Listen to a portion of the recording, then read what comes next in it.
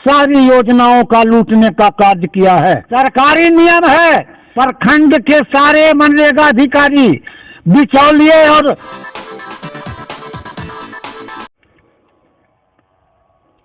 आज 14 जनवरी 2024 रविवार को मैं बेन प्रखंड के एक सारा गांव स्थित विद्या विहार +2 उच्चतर माध्यमिक विद्यालय में पहुंचा हुआ हूं और यहां पर देख रहे हैं कि आरटीआई कार्यकर्ता अरविंद प्रसाद उर्फ भोली बाबू भी पहुंचे हुए हैं और गांव के भी कुछ लोग हैं, कुछ नौजवान लोग हैं और विद्यालय में पेवर ब्लॉक बिछाने का जो कार्य हुआ है इसके संबंध में आरटीआई कार्यकर्ता अरविंद प्रसाद और भोली बाबू क्या कहते हैं हम उनसे जानेंगे।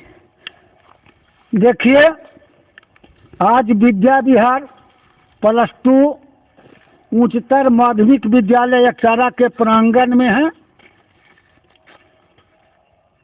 मैं एक जमाने में इसी विद्यालय का छात्र था। समाज सेवा करने के कारण मैं नौकरी में नहीं गया, लेकिन इसी विद्यालय का फल है कि पटना यूनिवर्सिटी के topper college, Patna women's college के 3 बार फिजिक्स टॉपर हमारी बच्ची रही है। आज सीजीएल कंप्लीट कर करके एक ऑफिसर के रूप में परिणित है। मैं चाहता हूं कि जिस तरह से हमारे बच्चे आगे बढ़ रहे हैं, इस इलाके के तमाम बच्चे को आगे बढ़ करके मैंने उसी तरह का अफसर बनने का काम करें। आज विद्यालय में आने का जो पर्पस है, यहाँ फेवर ब्लॉक ईंट सोलिंग का कार्य हुआ है। योजना तकरीबन 10 लाख का होगा, लेकिन इस योजना में भारी अनियमितता बरती गई है। पहली अनियमितता है कि इसी विद्यालय में जेसीबी चला करके और मिट्टी को बराबर किया गया है। कहीं बाहर से मिट्टी नहीं लाया गया है और न किसी मजदूर को जॉब मिला है, जबकि मनरेगा में मिनिमम गारंटी योजना के तहत जॉब कार्डधारियों को जॉब देना है। जॉब ना दे करके ठेकेदार के हाथ में सौंप दिया गया है, जिसका नतीजा है कि हजारों सैकड़ों जॉब कार्डधारी, असली जॉब कार्डधारी काम से वंचित रह जाते हैं और कुछ बिचौलिए जॉब कार्ड तहसील करके उनके खाते पर पैसा भेज करके मात्र 100-150 में निपटा लेते हैं और बाकी पैसे हजम कर जाते हैं। हम कहना चाहते हैं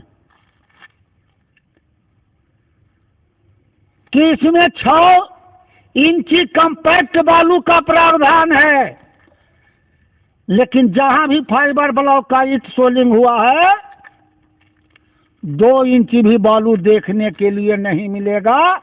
सरसों की दाना की तरह बालू को छीट दिया गया है और बालू का भुगतान ले लिया जाएगा और मिट्टी का भुगतान ले लिया जाएगा।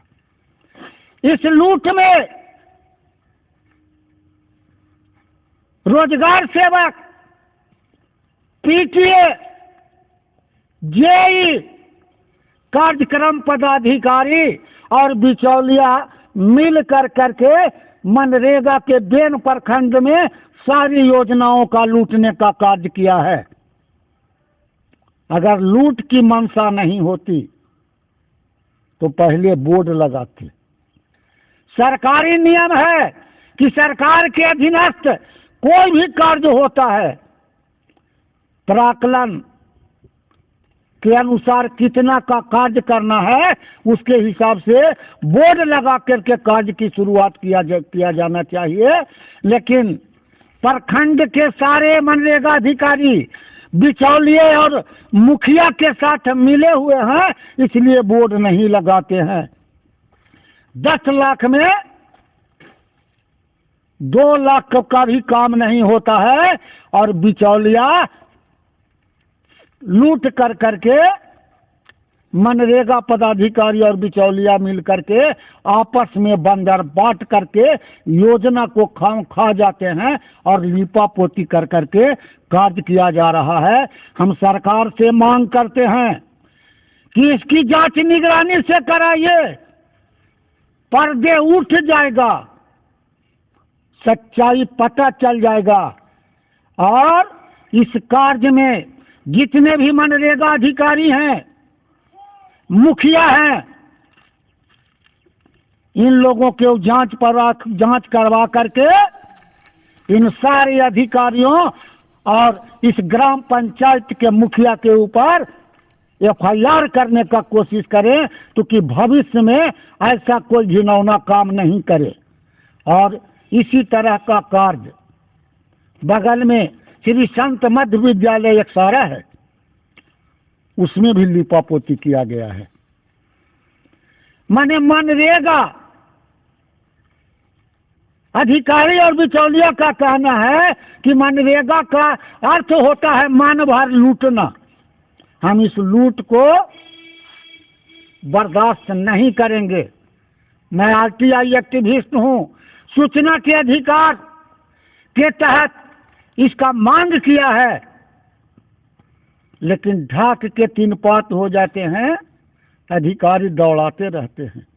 इन्हीं के साथ मैं अंत में कहता हूं कि सरकार इसको निगरानी से अपने स्तर से जांच कराए और लूट का पर्दाफाश हो जाए तो इन सारे अधिकारियों और बिचौलिया के ऊपर कार्रवाई करे। जय बिहार, जय जनता। जैसा कि आपने अभी सुना RTI कार्यकर्ता अरविंद प्रसाद उर्फ भोली बाबू का, जिन्होंने यहाँ जो विद्यालय है एक सारा में विद्या विहार +2 उच्चतर माध्यमिक विद्यालय, यहाँ जो पेवर ब्लॉक बिछाने के नाम पर जो अनियमितता बरती गई है उसका उन्होंने खुद अपनी जुबानी में शिकायत किया है और इसके लिए उन्होंने जिला प्रशासन से भी मांग किया है कि इसकी जांच कराई जाए